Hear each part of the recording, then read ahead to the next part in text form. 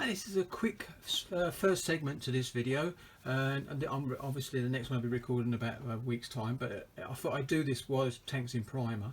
You can see you've got the primer. This Mr. Surfacer 1000 mixed 50-50 with self-leveling thinners, and it works really nice. It gives a nice smooth coat and a thin coat, but it primes and gets in everywhere, which is good, and it still leaves all of this detail pretty crisp. Now, I did actually have to fill a gap, oops, wrong side, all the way around the turret. You can see the bit of white there. You can see that actually there. I think you can. And a bit of white around the turret round, because there was a little gap there where the top plate didn't fit completely into the and fill the whole groove. So what I did is I run around with this putty, which is this. It's a Vallejo putty, very nice because it's actually water soluble.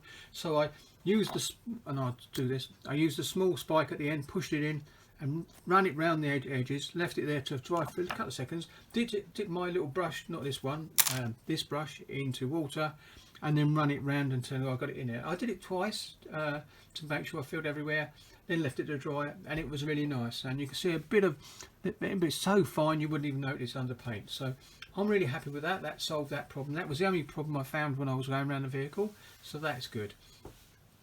The tracks will get it next, so they will get the priming next, but I won't show that. You'll see them when they're fully painted. But I just thought I'd show you the kit in primer. Someone asked me about using Mr. Surfacer, and I think it was Jeff, I think. But anyway, he asked me about the primer, whether it would be leave a surface mixture on I think it's a Vickers Mark 1 tank, which I've got one of those. It's a Hobby Boss kit, I think it is. And when I get to building that one, I will test the process. But Greg's another one who's doing his Churchill, and I think he might have done 2 coats. I'm not sure, but anyway, but 1 coat does leave a little bit of a surface. So I think if you did it twice and stippled it on as well, obviously painted it on, then dabbed it a little bit, so it gives a little then ridges, it would look nice in that way. But I think really that this girl is okay without it. But I will give that a try for that kit, and because I've seen this Vickers Mark 1 in the Bobbington Tank Museum. So I've got a nice photograph somewhere. I'm going to have a look at that later, sometime today or tomorrow, just to see if it has got the plate and texture, and I think it has anyway, some sort of plate texture to it. So anyway, so back to this one. This is now primed, as you can see. Really happy with that, and now I'm going to go on to do some painting. But I'm just doing a bit to my submarine car, the Bond car, the Lotus. The Sprite, and basically that I done 2 lovely clear coats, and then I went a little bit heavy in one place, and I thought I'd ruin the decal because there's lack of paint goes into it. But luckily the other 2 coats are dried and protected. I've sanded back to it and got it back to as it should be. So that's drying now after a little wash to get all them up, so after sanding, and I'll be spraying that with its final gloss coat today, and I'll be doing some spraying on this little girl today as well. So thank you very much for watching, and catch you in the next segment, so don't go away. Hi, this is Military Monopole with an update on my Churchill. This is update number 2, I believe. It could be 3. I think it's number 2.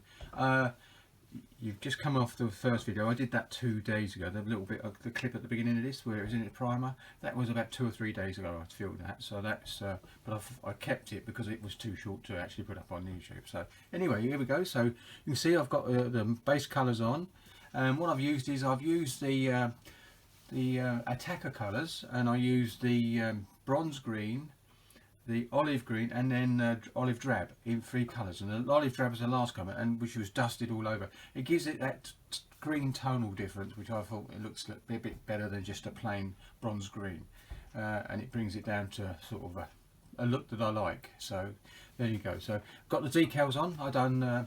I use MRP excuse me, MRP semi-gloss varnish to actually give the coat a sort of a sheen for the decals, and then after that I went over there with semi-gloss matte, semi-gloss matte I think it is, yeah, which is as you can see now, still got a slight sheen to it, which most colours normally do have anyway, so I'm quite happy with that as well. The decals went on really well. I used Microset Microsol. I was a bit worried about the ones down the bottom here, because basically what happened there is it's a case of there's some photo etch there, but it went down there quite nicely, and it sits there nice and flat. So, and when it sunk down using the sole, really did go push it down in. So that's good. My next job will be to do the detail paint, the spades, the shovels, the cable on the side, the track on the side, machine guns and all the details, and the fire bottles. Not sure what colour they're doing those. I've seen some colours of green ones, brown ones, and I've also seen the colour it looks now. But I'm going to do something on those just to make them stand out a little bit. And also the periscopes need doing as well. So anyway, going round.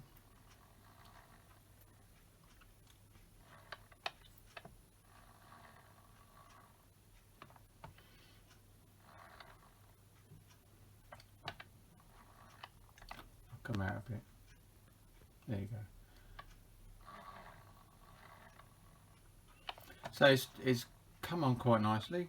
The decals even sat down over the Armistice surface, which was quite nice. And you can see there's no silvering on there, which was a bonus as well. I've got this still, the actual exhaust shroud still lifts off, so I can still actually do the rust painting on that. And then I may have to put some supports in, that like there are on the photo etch piece, which broke. But I can deal with that as well.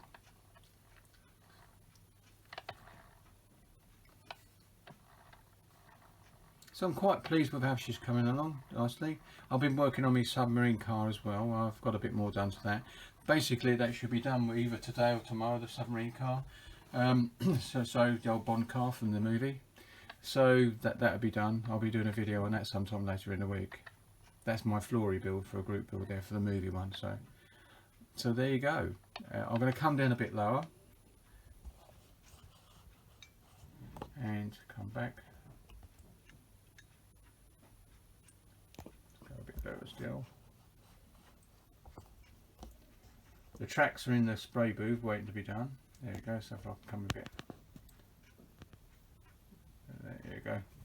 If I come around again, you'll see the decals on the front. They really went on really nice, I must admit. It was really good, so I'm really pleased with that. And they've had a clear coat, like I said, of semi-matte MRP colours. Here we go. I knew that would happen, so if I must have moved something in the centre. There you go. So it's just a detail paint to get stuck into now, and then the weathering afterwards. Just come out a bit like that. There you go. Oops, sorry about that. Yeah, so you see the decals went on really nice. There's no silver in there. They look as if they're painted on, which is nice. And the back as well. At first I thought that was a bit wrong, but of course the bin is a funny shape. It's not actually excuse me, it's not actually physically the same both sides, the corners on the bin, which is a bit unusual. So that's why it looks odd, but it's the way the turret bin is, so I have to deal with that. The turret I've made easier to move around, and the reason is underneath where you put the actual peg in to actually, I actually got a file and shaved inside there, so it was easy to go on and off, because I found it, you know, it was a bit too tight. But I'm quite happy with that because it just sits there nicely now. It's easy to remove as well.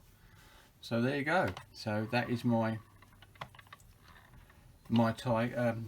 Churchill Mark VII, painted and ready to have the detail painting done and the weathering.